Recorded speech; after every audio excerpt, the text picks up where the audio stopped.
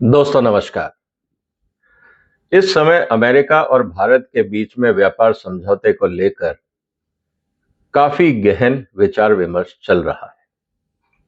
कल के वीडियो में मैंने आपको बताया था कि ट्रंप साहब की राजनीतिक मजबूरी क्या है कि वो खेती में भारत का बाजार चाहते हैं। अगर आपने वो वीडियो नहीं देखा हो तो निश्चित रूप से उसको देखिए। बहुत अच्छे कमेंट्स आए हैं मेरे पास कि किस तरह से जैसे भारत में किसान और खेती किसी भी पॉलिटिकल पार्टी के लिए मजबूरी है, इसी तरह से अमेरिका में भी ट्रंप सरकार के लिए खेती को सपोर्ट करना वहां पे राजनीतिक मजबूरी है। एग्रीकल्चर में चाहे वहां पे 2% से कम लोग हैं, लेकिन ये जो 2% लोग हैं ये स्विंग स्टेट्स में हैं। मतलब ये वो स्टेट हैं जो तय करते हैं कि देश का राष्ट्रपति कौन बनेगा। इसीलिए किसी भी सरकार की वहां पे हिम्मत नहीं होती कि 2% आबादी और यहां तक कि जीडीपी में एग्रीकल्चर का 1% से कम हिस्सा है अमेरिका में, उसकी सब्सिडी को कम कर दें या किसानों को नाराज कर दें। इसीलिए ट्रंप साहब के कैंपेन का ये मुद्दा था कि मैं आपके बाजार को खोलूंगा। और जब चाइना ने अमेरिका को धमकी दी कि अगर आप हमारे पे टैरिफ लगाओगे तो हम आपसे एग्रीकल्चर प्रोडक्ट नहीं खरीदेंगे, तो वहां के किसानों में और सरकार में हड़कंप मच गया। आप समझ सकते हैं कि ट्रंप की क्या मजबूरियां हैं एग्रीकल्चर सेक्टर को लेकर। यही मजबूरियां भारत में मोदी सरकार की भी है। इसीलिए एग्रीकल्चर को लेकर जैसे फाइनेंस मिनिस्टर ने कहा, ये हमारे लिए रेड लाइन है। लेकिन दोस्तों अब रास्ता यह निकाला जा रहा है कि इस रेड लाइन को कैसे डाइल्यूट किया जाए कि किसानों पे इसका असर नहीं हो। आज हम इस वीडियो में इसी बात को समझेंगे, इसलिए इस वीडियो को अंत तक देखिएगा। जीएम टेक्नोलॉजी जो अमेरिका में कम से कम 90% से ज्यादा किसान इस्तेमाल करते हैं, वहां पे जीएम टेक्नोलॉजी होने के बाद भी इतनी सब्सिडी क्यों दी जाती है? हमें यह बताया जाता है कि अगर जीएम टेक्नोलॉजी आएगी तो किसानों का भला होगा। सवाल अब इस बात का है कि मुझे टेक्नोलॉजी से कोई विरोधाभास नहीं, क्योंकि टेक्नोलॉजी को दो रूप में हम देख सकते हैं। क्या ये इंसानों के लिए सही है या गलत है, पहला सवाल। और दूसरा, क्या ये पर्यावरण के लिए सही है या गलत है। और तीसरा, पर्यावरण में अगर हम पशु ले लें तो पशुओं के लिए सही है या गलत है। ये तीन मुद्दों को हम साइंटिफिक रूप में देख सकते हैं, लेकिन आज मैं चर्चा उस विज्ञान की नहीं करूंगा, उसको मैं अलग से एक एपिसोड बनाऊंगा, आप उसमें देखिएगा। आज मैं चर्चा करूंगा राजनीति की और इकोनॉमिक्स और पॉलिटिक्स की। मतलब अर्थशास्त्र क्या कहता है, हम पहले इसको भी समझ लेते हैं। दोस्तों जब हम जीएम क्रॉप की बात करते हैं तो अमेरिका का अनुभव क्या है, पहले हम इसको समझते हैं। अमेरिका के अंदर अगर हम देखें 1990 में जब टेक्नोलॉजी इंट्रोड्यूस हुई थी, तब से लेकर अभी तक वहां पे जो बीजों के दाम हैं वो कम से कम 3 से 4 गुना हो गए।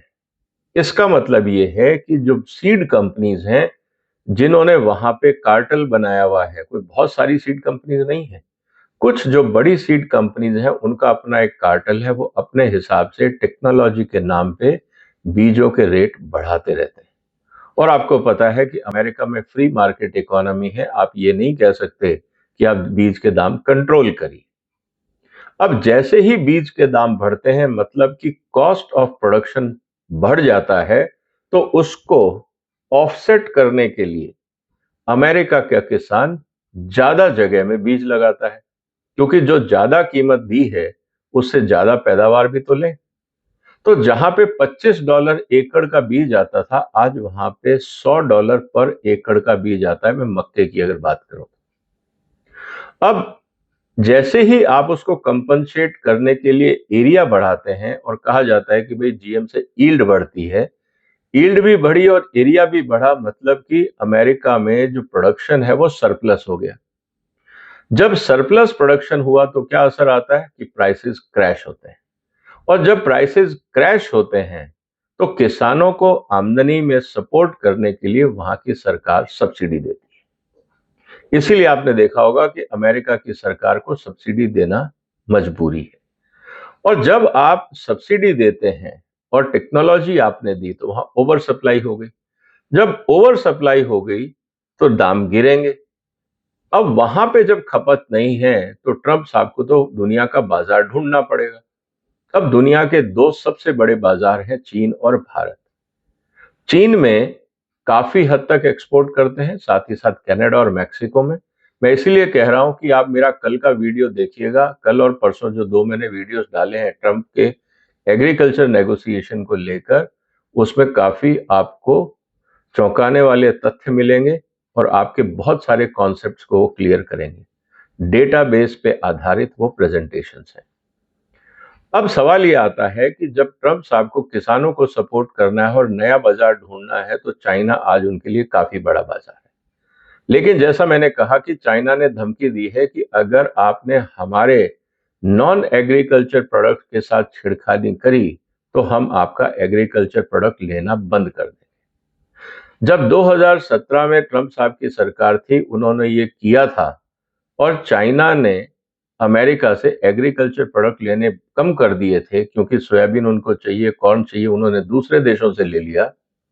ऐसी स्थिति के अंदर अपने किसानों को सपोर्ट करने के लिए, क्योंकि प्राइस एकदम क्रैश हो गए अमेरिका में, उसको सपोर्ट करने के लिए अमेरिका को $28 बिलियन की एडिशनल सब्सिडी देनी पड़ी किसानों को। अब मजबूरी ट्रंप साहब की यह है कि हम अगर चाइना को आंखें दिखाते हैं तो चाइना उनकी, जिसको कहते हैं ना कि दुखती नब्ज पे पैर रख देगा। और ट्रंप साहब नहीं चाहते कि उनकी शासन के अंदर किसान नाराज हों, क्योंकि इससे उनकी राजनीतिक विरासत खतरे में पड़ जाएगी। अब सवाल ये आता है कि भारत क्या करे। अब ट्रंप साहब का ये दबाव है कि आप खरीदो। भारत की क्या मजबूरी है, हमारे यहाँ पे जीएम क्रॉप का प्रचलन नहीं। अगर प्रचलन होता तो अमेरिका पहले ही बेच दिया होता, यहां पे वो पहले ही व्यापार कर रहे होते, लेकिन वो नहीं कर पा रहे क्योंकि हमारे यहाँ पे जो जीएम फूड्स हैं वो ह्यूमन कंजम्पशन के लिए अलाउड नहीं है। तो अब रास्ता क्या निकाला जा रहा है? अब रास्ता ये निकाला जा रहा है कि जीएम क्रॉप को हम नॉन फूड एप्लीकेशन में इस्तेमाल करेंगे। मतलब या तो हम उसका कैटल फीड या पोल्ट्री फीड बनाएंगे और या हम उसका इथेनॉल बनाएंगे। अब दोस्तों आज आप ये समझिए कि भारत में जो मक्का पैदा होता है उसका 60 से 70% जो कंजम्पशन है वो पोल्ट्री फीड में जाता है। जो हमारा सोयाबीन पैदा होता है उसका ऑलमोस्ट 80 टू 90% जो कंजम्पशन है, अगर जो डोमेस्टिक मार्केट में है, जो एक्सपोर्ट है उसको जाने दीजिए, जो डोमेस्टिक है उसका 80 टू 90% लाइव स्टॉक खासकर पोल्ट्री में कंज्यूम होता है। अब अगर विदेशी माल आया तो क्या होगा? भारत की poultry feed industry, dairy feed industry, ethanol industry को विदेशी माल सस्ते में मिल जाएगा। भारत में जो सोयाबीन और मक्के के रेट हैं अंतरराष्ट्रीय स्तर पर, वो मक्का जो है वो 60% सस्ता है। इसका मतलब ये है कि जितनी भी कोस्टल बेल्ट की कंपनियां हैं वो सब आयात करेंगी और इस्तेमाल करेंगी, क्योंकि अब आप रोक नहीं सकते। इंडस्ट्रियल एप्लीकेशन की आपने बात करी, चले यहां तक तो ठीक था। अब क्या होगा? जो डोमेस्टिक सप्लाई जो पहले ये कंपनियां लेती थी अब वो नहीं लेंगी, तो डोमेस्टिक मार्केट में सरप्लस हो जाएगा। ऑलरेडी किसानों को इन फसलों पे एमएसपी नहीं मिल रहा है। तब क्या होगा? प्राइसेस जो अमेरिका में जैसे गिरे हैं यहां भी गिरेंगे। जब यहां प्राइसेस गिरेंगे तो किसानों की आमदनी पे कौन ध्यान देगा? इसका मतलब यह है कि आपका जो एमएसपी की नीति है उसका कोई औचित्य ही नहीं रह जाएगा, क्योंकि आप एमएसपी बढ़ा तो रहे हैं लेकिन रेट लगातार गिरते जाएंगे। ऐसी स्थिति में क्या होगा, इसको समझना है। दूसरी सबसे बड़ी बात, जो नॉन इंडस्ट्रियल एप्लीकेशन है, फॉर एग्जांपल आपने सोयाबीन का नॉन इंडस्ट्रियल एप्लीकेशन फीड में किया, तो ऑलरेडी आपके जो सोया प्लांट हैं वो इसलिए सोयाबीन भारत का नहीं खरीद रहे हैं क्योंकि अंतरराष्ट्रीय बाजार से तेल सस्ता मिल रहा है। हम सोयाबीन एक्सपोर्ट इसलिए नहीं कर पा रहे क्योंकि हमने एमएसपी इतनी बढ़ा दी कि जो उससे सोयाबीन की खल मिलती है, जिसको हम डी ऑयल्ड केक बोलते हैं, वो अंतर्राष्ट्रीय स्तर से महंगा है। तो वो बाजार भी हमने खो दिया, तो आयात बढ़ गया, निर्यात खत्म हो गया। सोयाबीन के किसान को रेट एमएसपी से 10 रुपए किलो कम मिल रहा है। अब सरकार खरीद भी लेगी तो किसको बेचेगी? तो पहले 10 रुपए ज्यादा देके सरकार को खरीदना पड़ेगा और 10 रुपए कम करके बेचना पड़ेगा। मतलब खरीदने में भी सब्सिडी और बेचने में भी सब्सिडी। कुल मिला के 25 से 30 रुपए किलो सरकार को सोयाबीन पे सिर्फ इसलिए खर्चा करना पड़ेगा कि किसान को एमएसपी मिल जाए। अब सवाल इस बात का है कि 25 रुपए किलो अगर आप डायरेक्ट ही किसान को दे दो और किसान से कहो तुम सोयाबीन नहीं उगाओ, तो क्या ये ज्यादा फायदेमंद नहीं होगा? जस्ट सोच के देखिए। किसान भी खुश, आपके यहाँ सरप्लस भी नहीं, आपका जो तेल है वो विदेश से आ ही रहा है, और जो इंडस्ट्री में आप कह रहे हो नॉन इंडस्ट्रियल एप्लीकेशन, वो आप जाने दीजिए। तो आपकी एमएसपी की नीति का क्या होगा? पहला सवाल। दूसरा सबसे बड़ी बात जो मैं कहना चाहता हूं कि ये जो मान लीजिए मक्का लेके आप इथेनॉल बना रहे हैं, उसका जो डीडीजीएस बनता है उसमें तो जीएम है, क्योंकि इथेनॉल में तो जीएम नहीं है। दो खल है, डीओसी है सोयाबीन का, और जो इथेनॉल से निकलने वाला डीडीजीएस है उसमें जीएम है। अब वो कहां जाएगा? वो वापस एनिमल फीड में जाएगा। तो आपके पशुओं को वापस वो जीएम फीड मिला। अब सवाल इस बात का है कि जब आपका जीएम फीड मिला तो जो बाकी फीड मटेरियल है हिंदुस्तान में, उनके रेट का क्या होगा? उनके रेट गिरेंगे। ये एक समस्या है। दूसरा, अगर आप इथेनॉल के लिए इंपोर्टेड कॉर्न लाते हैं, तो आप तो इथेनॉल पॉलिसी इसलिए लाए थे कि गन्ने के किसान को चीनी में रेट नहीं मिल रहा है तो कम से कम इथेनॉल से रेट मिल जाए। अब वो बाजार भी हाथ से चला जाएगा। मक्के के किसान को अगर मक्के में रेट नहीं मिलता, वो इथेनॉल को बेच दे, वहां से उसको पैसा मिल जाएगा, वो बाजार भी हाथ से चला जाएगा। तो अब सोयाबीन और मक्के के किसान के लिए ना तो डोमेस्टिक मार्केट बचा, ना इंटरनेशनल मार्केट बचा, ना फूड मार्केट उसको मिला, और ना ही उसको नॉन फूड मार्केट मिला। कुल मिला के इन किसानों की आमदनी का क्या होगा? ये एक बहुत बड़ा सवाल है। और जब इस बात को समझिए कि जब ऑयल सीड में एक ऑयल के रेट गिरते हैं, तो बाकी जो तेल हैं उनके रेट ऊपर नहीं रह सकते, वो भी गिरने लगते हैं। क्योंकि अगर रेट में ज्यादा फर्क होगा तो मिलावट शुरू हो जाती है, और कंज्यूमर को देख के पता नहीं लगता कि आज पाम ऑयल मस्टर्ड में कितना मिला हुआ है और सोयाबीन में कितना मिला हुआ है, कोई देख के नहीं बता सकता। और करप्शन इतना है कि एफएसएसएआई को पता भी है तो वो कंज्यूमर को नहीं बताते कि किसमें मिलावट है। तो सवाल अब इस बात का है कि क्या कंज्यूमर को कुछ मिल रहा है? वो नहीं हो रहा। किसान की कॉस्ट ऑफ प्रोडक्शन बढ़ रही है, क्योंकि जो जीएम सीड्स अगर आप मान लीजिए कल को इंट्रोड्यूस करते हैं, तो वो जो नॉर्मल सीड है उससे महंगा है, तो आपको एमएसपी बढ़ानी पड़ेगी। आप एक तरफ एमएसपी बढ़ा रहे हैं और दूसरी तरफ ट्रंप साहब कह रहे हैं कि आप कस्टम ड्यूटी घटाइए। मतलब आयात बढ़ेगा, डोमेस्टिक कॉस्ट ऑफ प्रोडक्शन बढ़ जाएगी, आप एक्सपोर्ट नहीं कर पाएंगे, और आपके पास देने के लिए सब्सिडी नहीं है। क्योंकि आज भी अगर आप देखें तो अमेरिका अपने किसानों को बीज के रेट बढ़ने से, कॉस्ट ऑफ प्रोडक्शन बढ़ने से उन्होंने क्या कर रखा है? उन्होंने सब्सिडी दे रखी है। और यही कारण है कि वो टिक पाते हैं।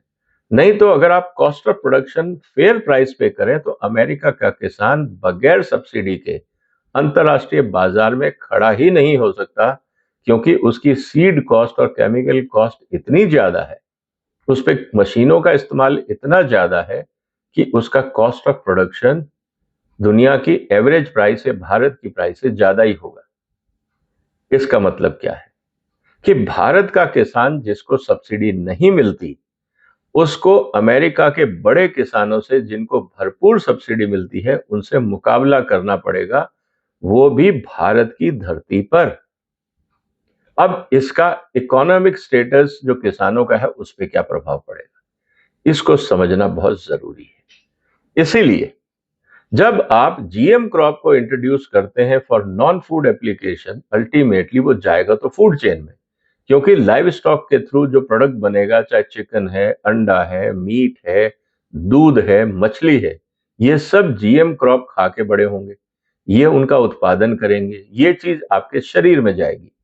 तो सवाल इस बात का है कि जब इन चीजों से खाने में आपको लग रहा है कि कोई ऐतराज नहीं है, तो फिर आप जीएम टेक्नोलॉजी किसान को ही दे दो।